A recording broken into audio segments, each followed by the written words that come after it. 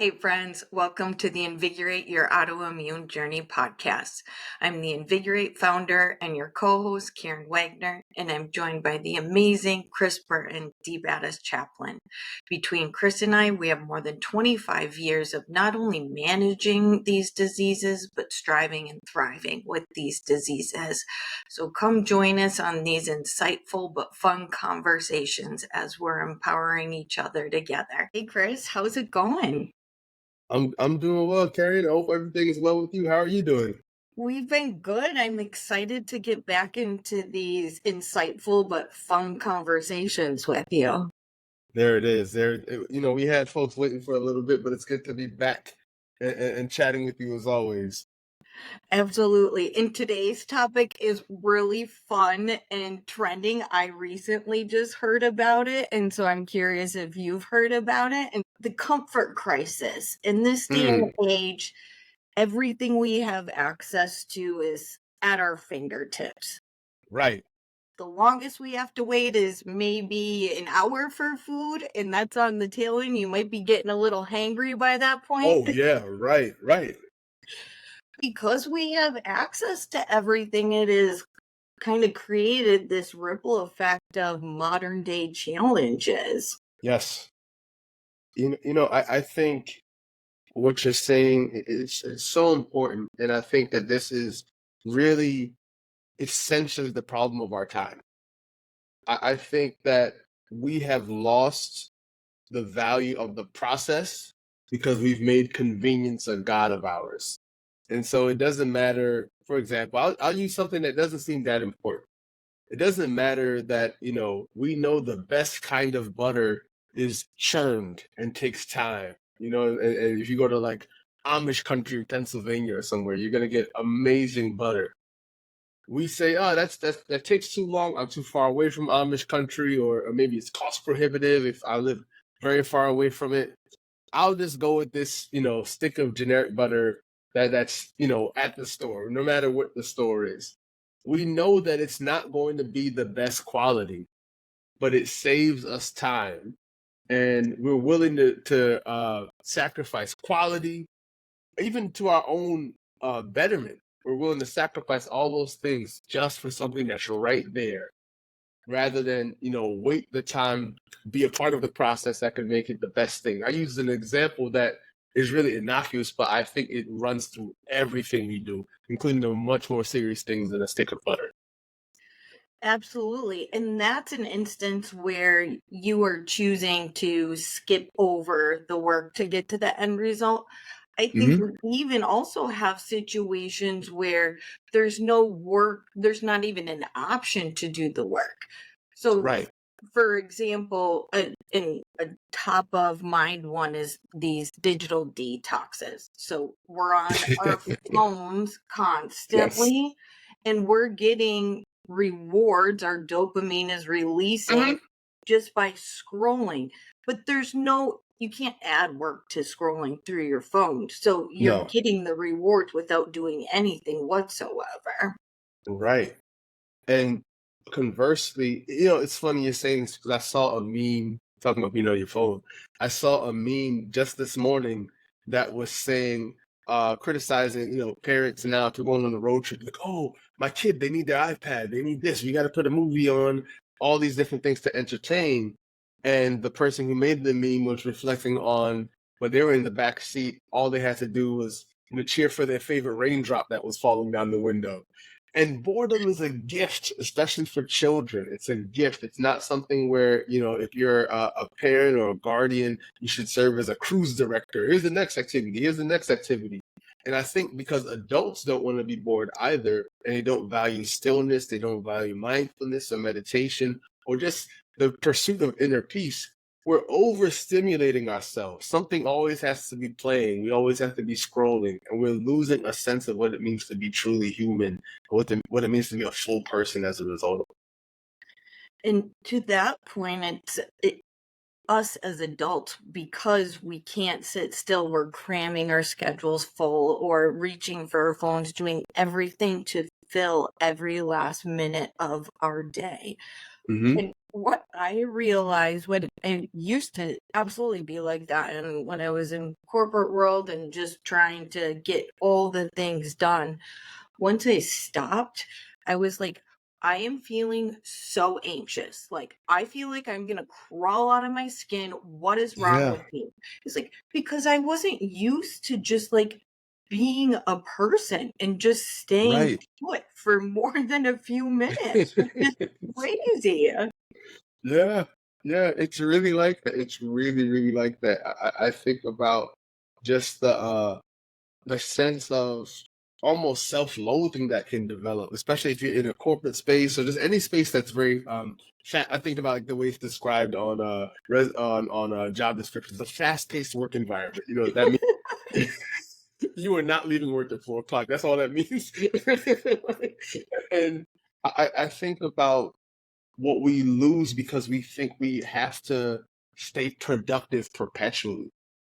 There's nothing human about that. It serves capitalism very well. It serves, you know, those who want to make more money very well, but it's not something that allows you to be a full person. And I think that balanced life, that desire to be a full person, it almost sounds like, you know, cheesy or too utopian to some people, but we're seeing it creep into everything else, including our health, including our relationships, including our society. You know, people are so tense. I don't want to raise my voice or honk on the highway. I don't know what's, you know, the Right. last nerve for that person. You know what I mean? So I don't want to be the one. So we know that the society is overly anxious, overly tense, and yet we're not valuing these practices that we're talking about that would allow you to sort of get back in touch with yourself and get back in touch with the higher power.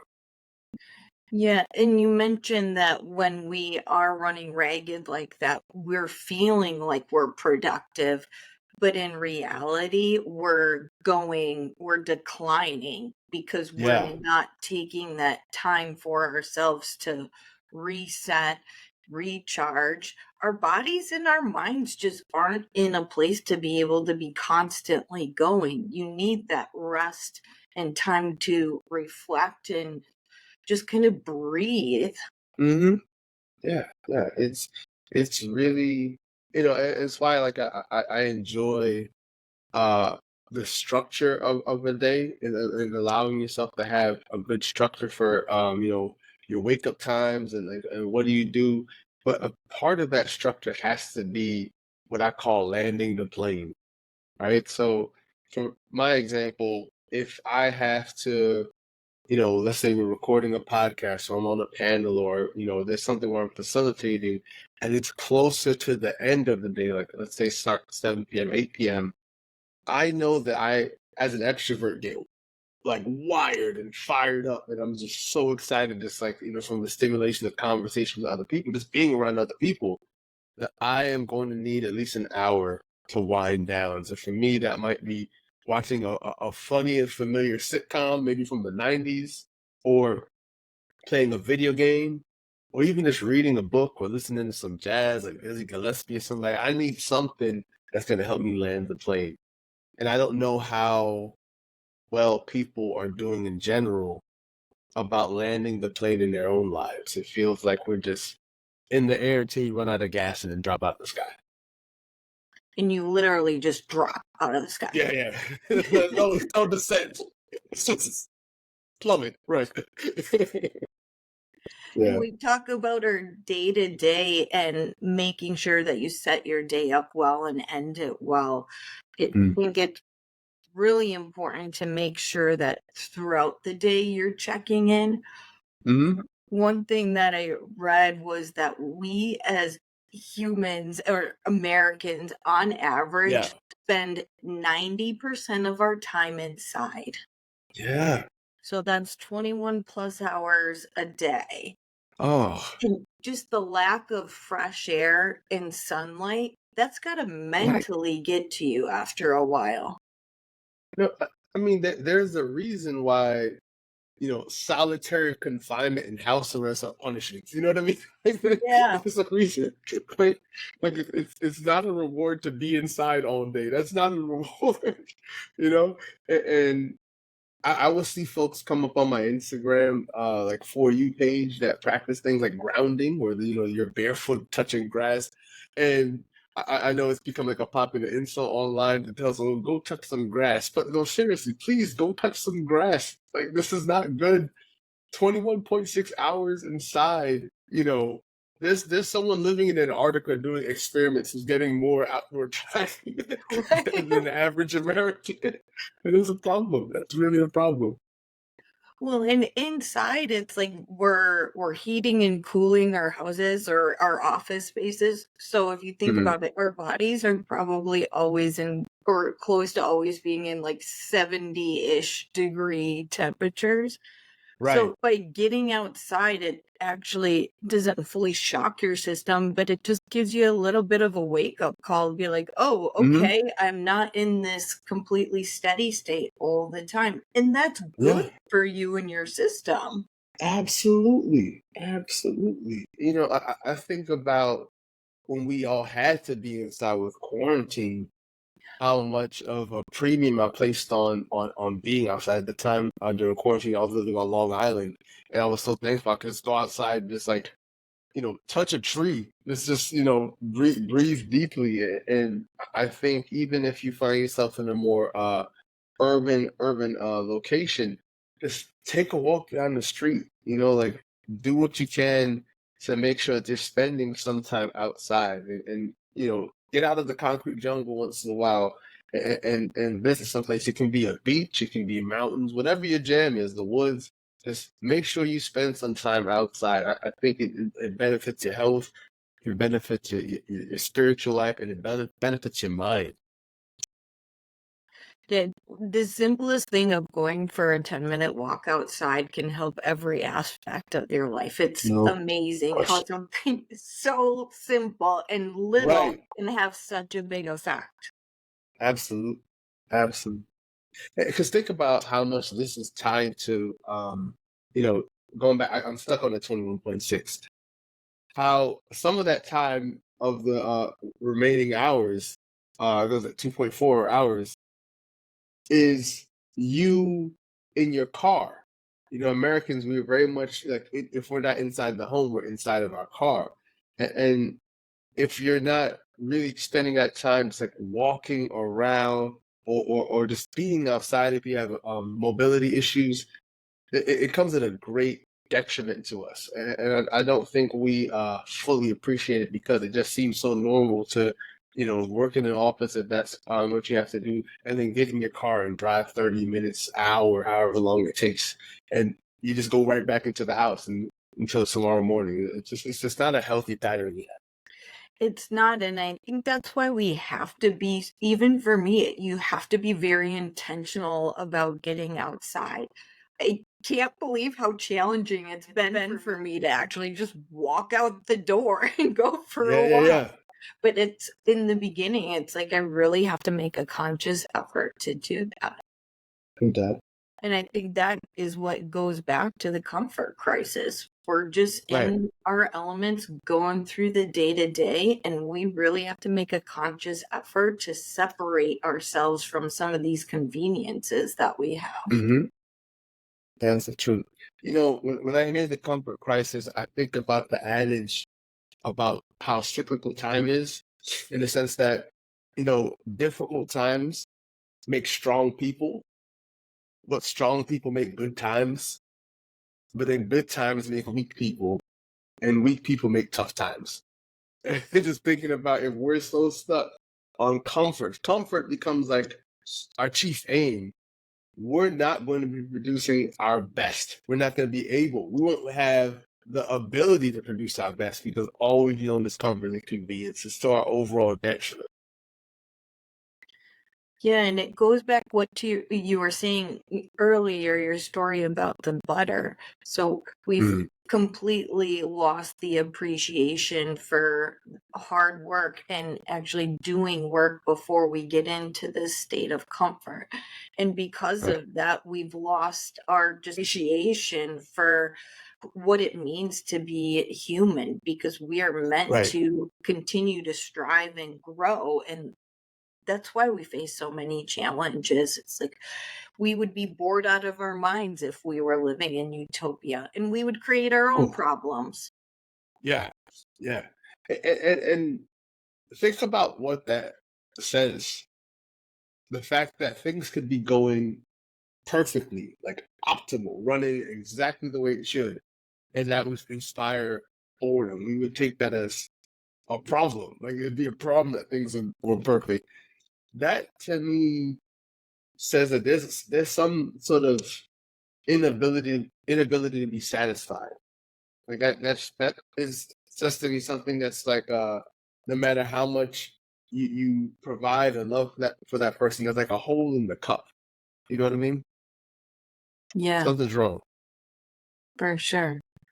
And we're on our phones, Yeah. we're going through our day to day, but it's created this loneliness epidemic that we're not truly connecting with each other because Hmm. we're not going outside. We're not like we're going through the motions, maybe having logistical conversations, but to truly take the time to connect with one another, like that requires active listening and engagement, and Yeah. to be able to pull yourself away from all the distractions to have an effective conversation has gotten more challenging. No question. No question. Yeah, it's a sense of, in my estimation, being present with others necessitates being present with yourself. I think about the times where I've fallen victim to this, and I've perpetuated this, where you're talking to someone and you can tell they are not in the conversation, or you're saying to me, "Hey, Chris, like I was on my way to the store the other day." I'm like, "Yeah, yeah, yeah, yeah," and I'm distracted. I may actually have my phone in my hand. I'm just all of my body language is saying I'm everywhere but here. And I think that it's impossible for us to be truly available to one another as people if we're not even available to ourselves. If a still moment has to be filled immediately. Like, oh, let me check. Did I get my inbox to zero yet? Like, if that immediately what we're doing, there's something. It's almost like you're not comfortable in your own home. Your body being your first home. Yeah, I think that goes back to when I felt like I was going to crawl out of my skin because I didn't Yeah. know how to just exist. Right. Right. So for me to get kind of course correct in that area, I started very small doing meditation practices, Right. following guided meditation and whatnot. How do you ensure that, well, have, I should ask, because right now you are saying that you know that you need to take an hour to decompress to Yeah. before you can move on to the next thing. Were you always like that? And how have you like progressed in the space of making sure that you are giving yourself the space that you need? Yeah. I think I love the part of the question where you always like that, because I find myself reflecting a lot on like choices I made when I was younger, and like just the way I responded to things. And I try to give myself grace. I was like, okay, you were 17, you were 21, or whatever the case. But I think there was so much chasing happening. When you're a young person, a young ambitious person, you're always going after the next thing. So, speaking to a group of people would not mean like, oh, let me wind down. It's like, oh, I have all this energy, let me go out. Right. And so you're really just, instead of pacing yourself, like, folks who listened to our episodes before have heard me talk about how lupus has me playing baseball instead of playing like, basketball or running track, or playing soccer, some sport where you're just like flying the whole time. I find myself much more intentional and methodical about how I take care of myself and how I interact. And I think knowing that you need to recharge is a very motivating thing. Also, having this sense of there's nothing out there for you, like you don't need to greet the sun as it rises. Like it's okay. It still don't come up without you. So just take care of yourself and rest, which is something that 20-year-old me would never have appreciated, but I appreciate now for sure. I love that you used the word intentional Mm, because I think you absolutely have to be intentional to one, first learn about yourself and what you need. And when you mm, start to understand your body, it's actually my mantra for this year is being more intentional about how I'm spending my time, how I am acting with whoever I'm engaging with, whether that's you, yeah. Chris, or my family or coworkers, whatever. It's like just being more thoughtful about where they're at and how I'm Mm, coming across has created just much more meaningful dialogues and experiences than it has in the past. absolutely. Absolutely.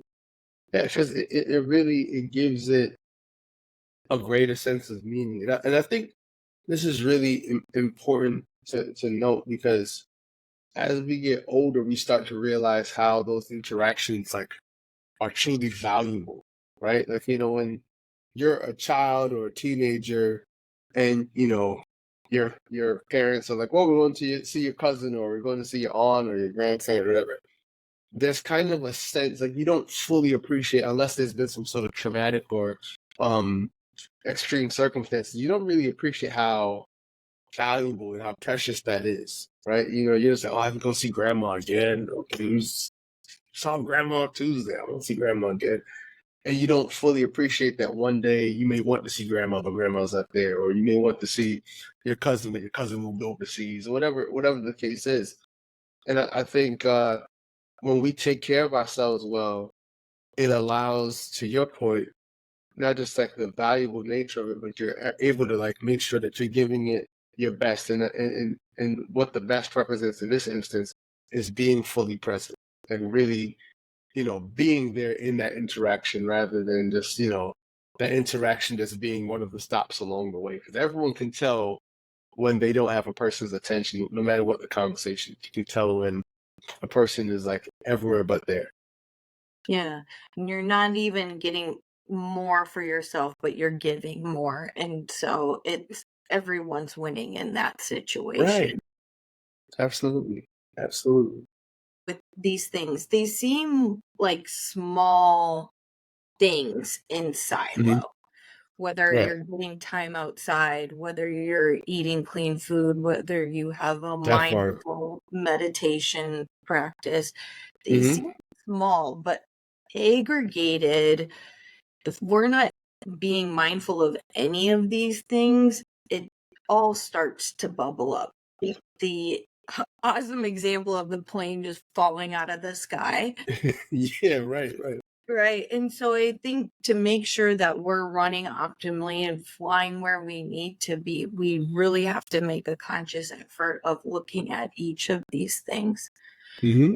You had mentioned value in terms of interacting and connecting with others, and that is huge as far as creating meaningful relationships and adding purpose to your life.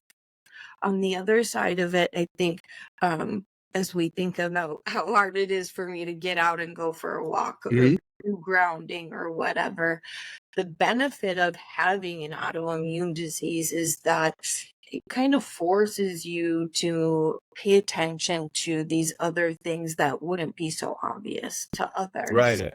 Right.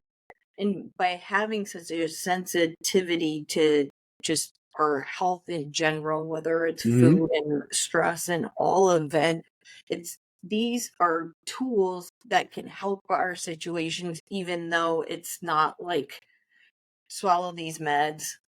Make sure you're exercising 3 to 5 days a week. It's small things that you can do to really build yourself up. And I think that's Hmm. been the biggest differentiator for me in my meditation practice.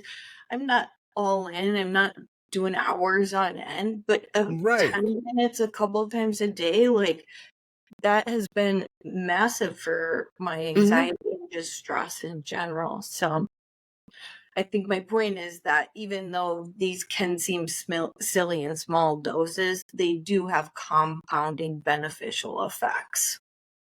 Yeah, and I love these examples that you're offering, Karen, because to me, people often make perfect the enemy of good. Yeah. So because they can't run a marathon, they're not going to try to run on the treadmill at all, right? Because they haven't become enlightened when they meditate, they're not going to do like the 10 minutes a day thing or Yeah. whatever it is. Like I think that people often use these ideals or these like paragon examples as a reason to not do anything, and and it's cheating yourself because yes, you may not know how, or it may seem like impossible to you to say, like, I'm going to like completely get rid of eating potato chips or something like that, right? But so that doesn't mean that you can't start to say, you know what? Maybe I don't buy a bag of potato chips every day, or you say, you know what? I'm going to have potato chips as a Saturday reward or cheat day sort of deal. Like people act as if there aren't levels between, this sort of like, no, I am a vegan who has a farm and I make my own vegan butter by hand and scratch, like there has to be levels and people have to be kinder to themselves. I really believe that part of what we're talking about is that people use the term self-love, I think sometimes in a very harmful way. But I think there's a way to be truly kind to yourself. And if you truly love yourself and demonstrate through that kindness, it will spill into the ways that you treat other people.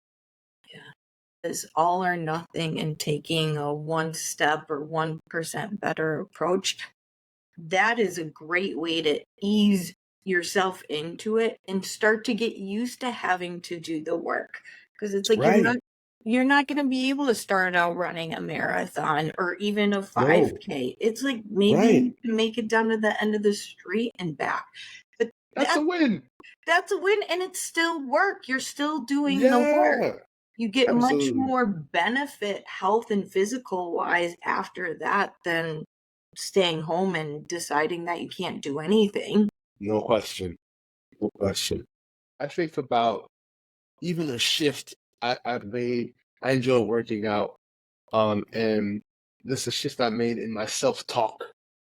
I used to talk to myself very like aggressively and like almost angrily if I was trying to like, lift a heavy weight or, like push myself in running. And it's really now for me about giving myself like affirming talk. Like you can do this. You've done this before. Like it's like being very encouraging. And I think that I just want everyone to examine the way that they talk to themselves, treat themselves, because that's the difference between you saying, you know what, I didn't make the marathon, but I'm going to try to run down the street.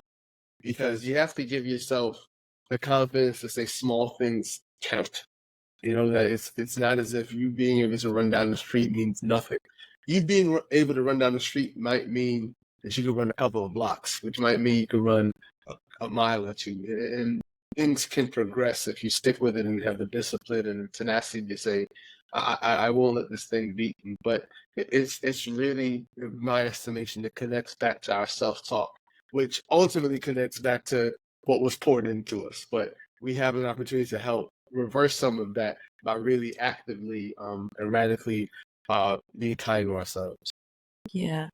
So I used to have a lot of that as well, the negative self-talk, and Mm-hmm. it was hard for me to replace that.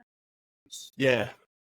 But by starting my journaling practice and actually just kind of working through it, then stuff would come out and it's like, oh, okay. And it would Mm-hmm. give me time to process and be like, okay, now I can think about this differently.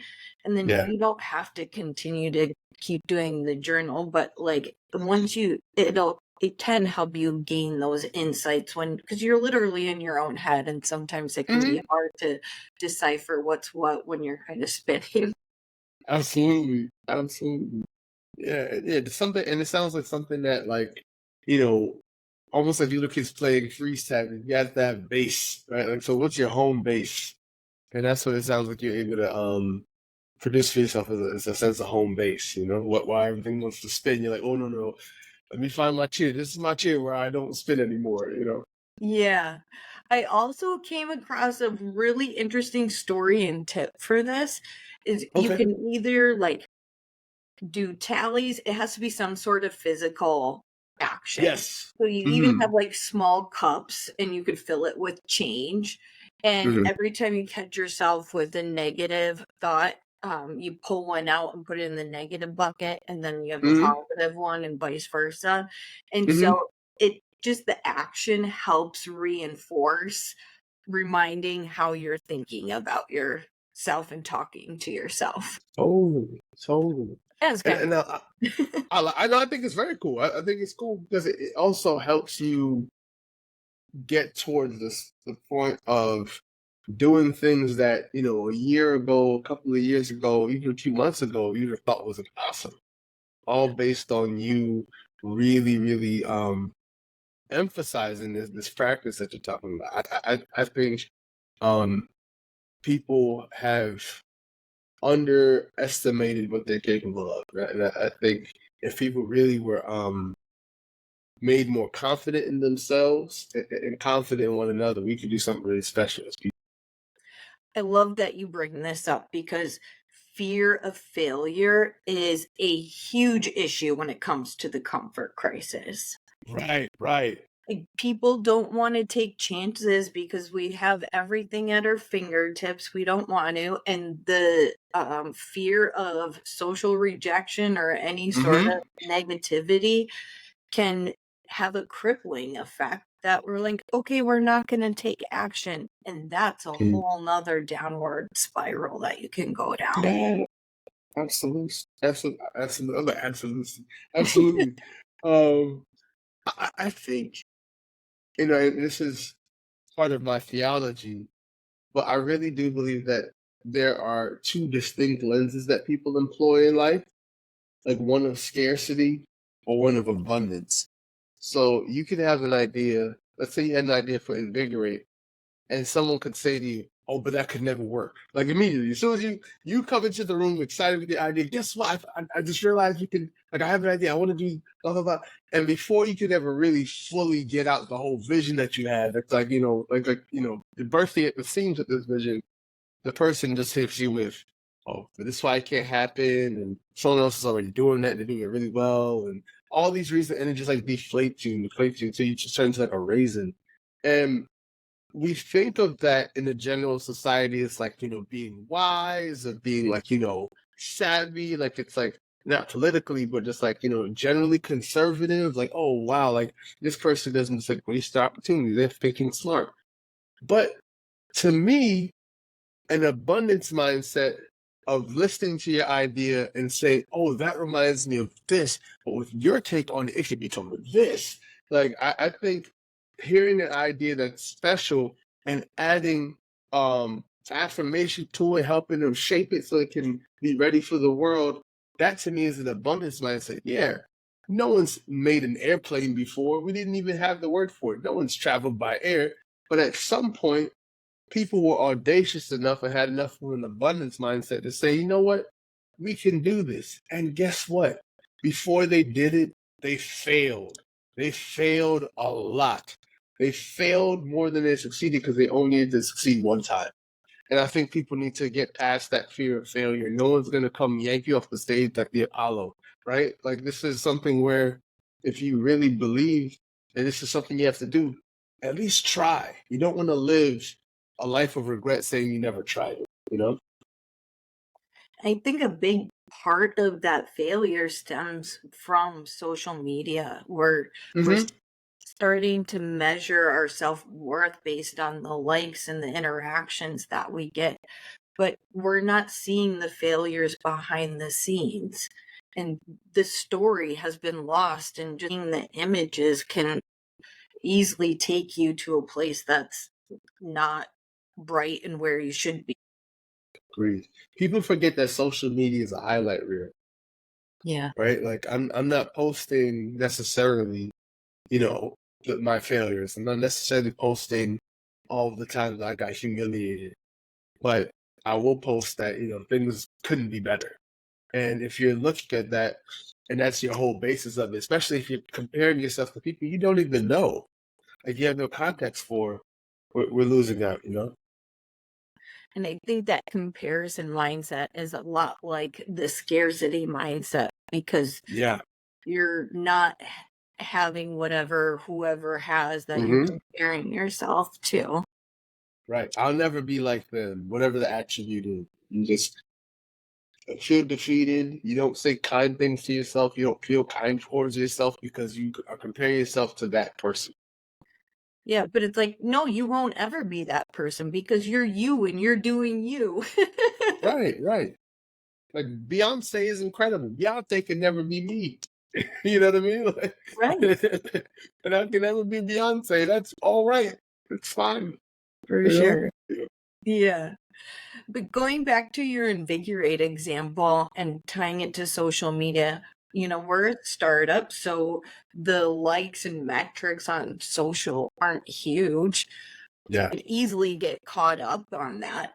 But Hmm. as I was telling you before we started recording, is we're starting to do these health and wellness events, and the conversations and engagement that I have with people and their experiences with autoimmune diseases is like, okay, I am providing value. I am helping others. And so I think all of us, even if we're not obsessed with social media and on our phones all the time, it's still a good Hmm. reminder that the value in how we're serving others and treating ourselves is what's important. Oh yeah. Yeah. Absolutely. Because it's like what I think it becomes a question of ultimately what really matters. Yeah.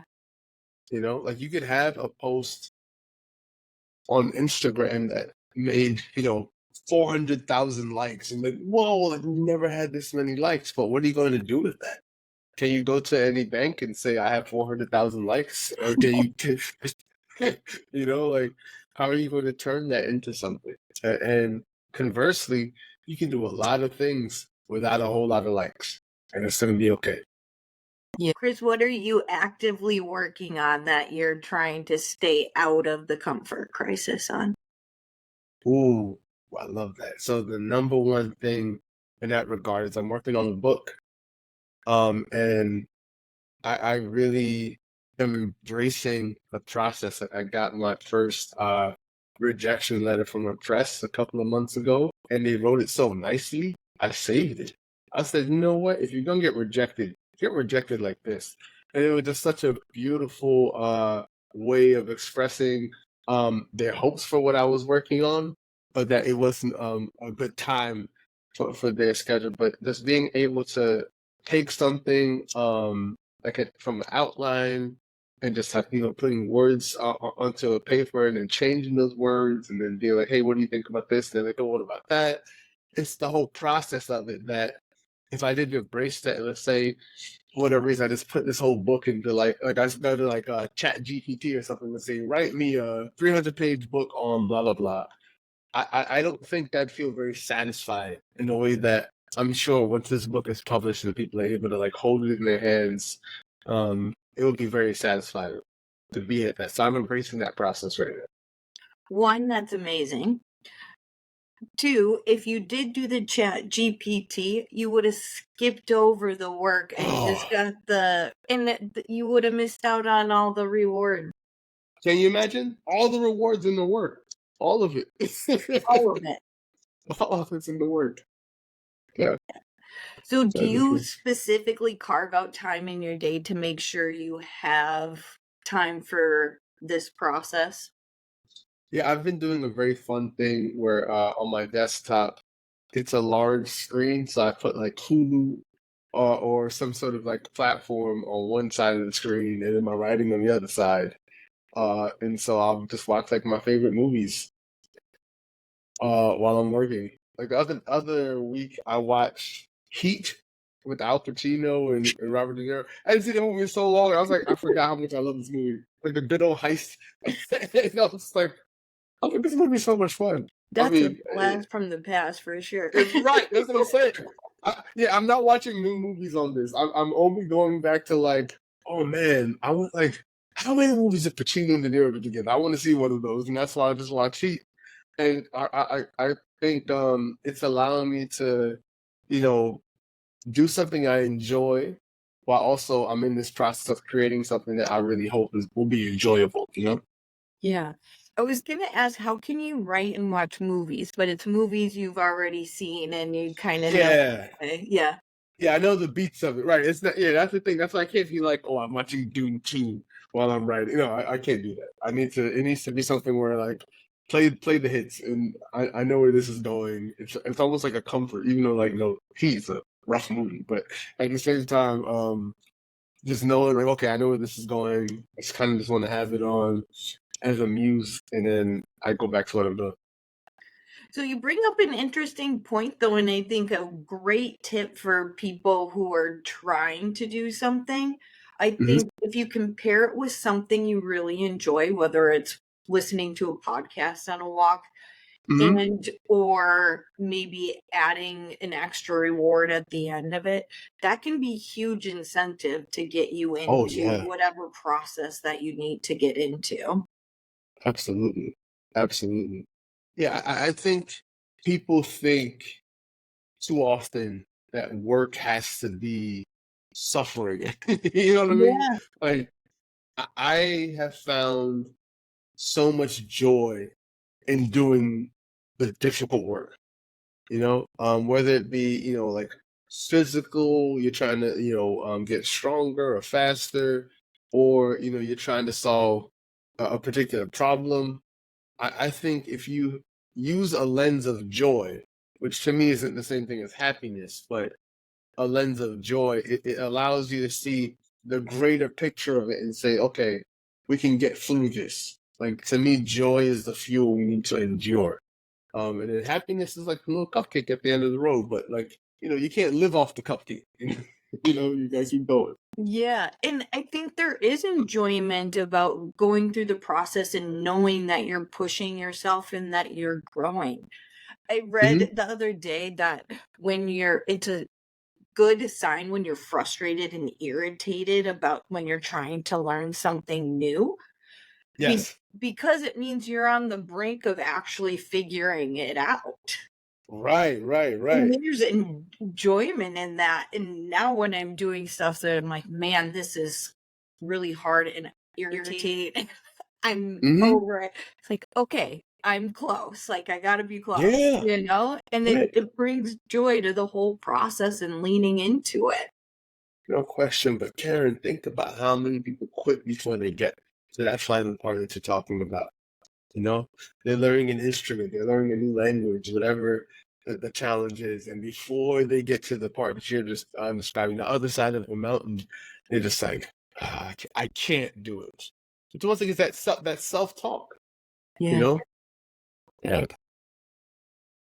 And that's why I think it's so important to build up that muscle memory. So Hmm. even if whatever the incremental step is that you're willing to commit to, just do it once. And if you can do it Yeah. once, you can probably do it twice. And who cares if then you fall off the wagon and you do it again? Like Do it again. eventually it'll start to build some sort of consistency over time. Absolutely. Absolutely. That's the thing. It's not using small sample sizes, Yeah. right? Someone could be entering into investments in the stock market, and they're like, oh, I'm going to buy this stock, and then the stock drops a couple of points, and then, oh, I'm getting my money out. This thing was a mistake. But over time, that stock over like, you know, a 3-year window, 5-year window, 10-year window may always go up. And I think we rob ourselves when we let anxiety and that sort of impulse have the final word. No, be patient, be calm, you know, pay attention, right? If the bottom's falling out of everything, do what you need to do. But at the same time, there's something to be said about not just being impulsive and erratic, but being calm and being that sort of, you know, calmness for other people, that peace for other people. Yeah, it goes back to being intentional and being in the moment. Yeah, That certainly, certainly, fear certainly. and anxiety is always about looking forward. And if you just focus on now, that Hmm. stuff will start to tune out. Oh, 100%. 100%. Yeah. Was it regret?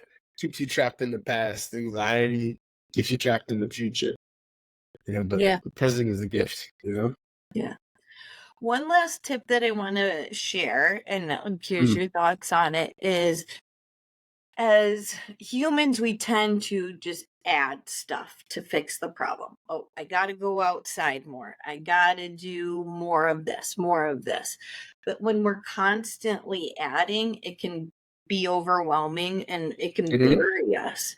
So when you're talking about making sure you're calm and creating your own space, you think about how we separate ourselves from this comfort crisis. We also Mm. have to think about what can we give up to create space for these new There it is. intentions. As we've talked about earlier in the show, there's just so much stimulation and so much noise around us that in itself can be a barrier to even try new things because there's just Hmm. too much.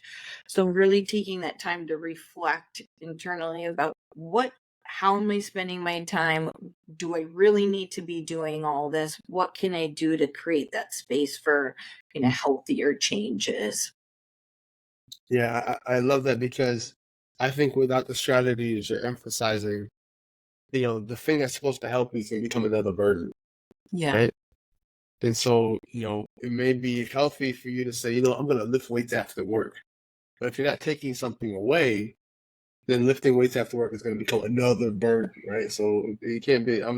My stress relief used to be playing Call of Duty after work. I can't say I need to lift weights, but I also have to play Call of Duty. Like, no, maybe you're substituting. Maybe Call of Duty now becomes a Saturday treat, or some sort of way of uh figuring it out.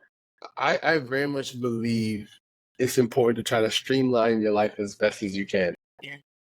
People are overdoing. I can't emphasize this enough, Karen. Just people are doing a whole lot and in a mediocre way. It'd be very different if we were just all doing things and it was brilliant work. It's just a lot of meh, and that's not great. And the mess shouldn't live in your life. And I think if we're able to say, what do I do really well? What are the things I have to do so I can really emphasize like it's important to do this well, right? Like that. If you're a parent, you can't just say, "Well, I'm just a meh" when it comes to like being with my children. No, like try to get better at that. Like they get Yes, one please child do. face. You just say, I heard the podcast and streamlining my life. I don't take care of these kids anymore. No. We didn't tell you that. Still take care of those kids, but it's really important just to really optimize your life as best you can by really saying, what am I doing that's taking up a lot of time that isn't a have to do, it's not a responsibility essentially, but I've given it too much of the pie chart in my life. Mhm. A very simple example of that is for a while we were watching one show every night. Yeah. But if you think about like an hour a night, that obviously adds up quickly. And Oh yeah. giving up that hour has freed up my time to do more stuff that I want to do.